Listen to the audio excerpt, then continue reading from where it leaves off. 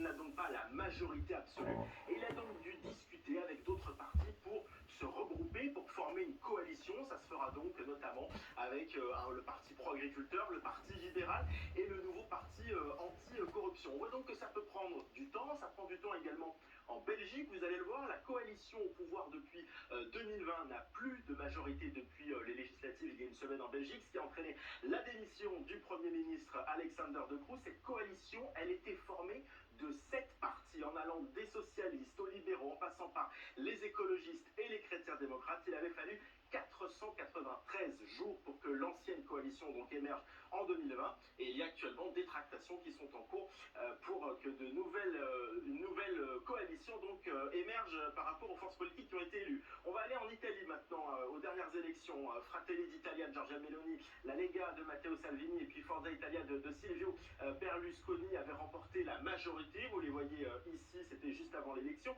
Ils ont donc formé une coalition qui est toujours au pouvoir. Il y en a eu beaucoup des coalitions en Italie, 8 présidents du Conseil des ministres depuis 2010 avec des couleurs politiques très différentes. Ces coalitions, elles sont empreintes d'une grande instabilité parce qu'il suffit qu'un seul de ces partis de la coalition décide de le quitter, donc il n'y a plus de majorité, ce qui fait à chaque fois tomber le gouvernement.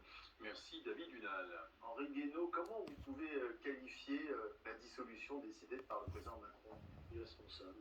Irresponsable. Responsable. Alors c'est toujours bien de donner la parole au peuple, mais après une élection européenne, rien n'appelait une dissolution de l'Assemblée nationale.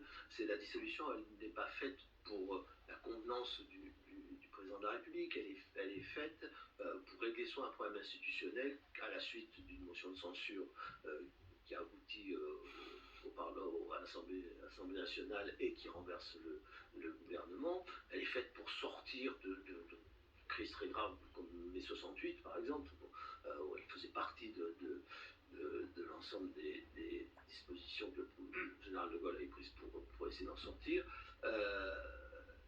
Après,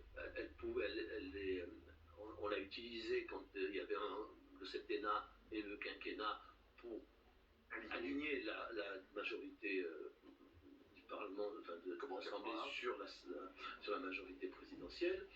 Ça avait disparu depuis que le quinquennat a été instauré et que les deux mandats coïncident.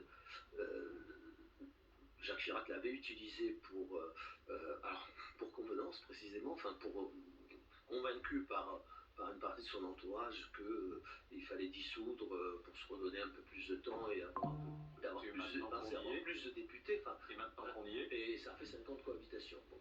Maintenant, c'est quoi? Maintenant, encore une fois, il n'y avait aucune raison. Le moment où ça a été fait conduit à des délais qui ne permettent pas d'avoir un vrai rendez-vous démocratique. Ça, on va le payer très très cher parce qu'on paye déjà très cher le rendez-vous démocratique manqué de la présidentielle de 2022, dans lequel il n'y a pas eu vraiment de campagne, dans lequel le président de la République a joué juste l'opposition.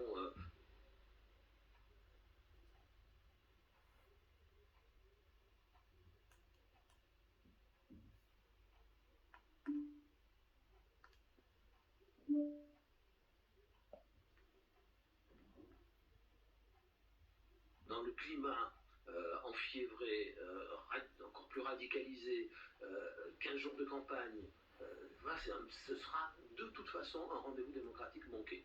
Donc, tous les sondages disent à peu près la même chose jusqu'à présent, il n'y aura pas de majorité absolue pour le Rassemblement national.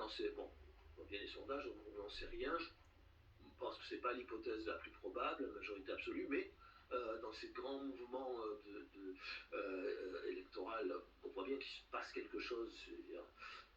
Les gens ont trouvé aussi un instrument à leur colère dans l'élection européenne. Et ils vont confirmer selon vous?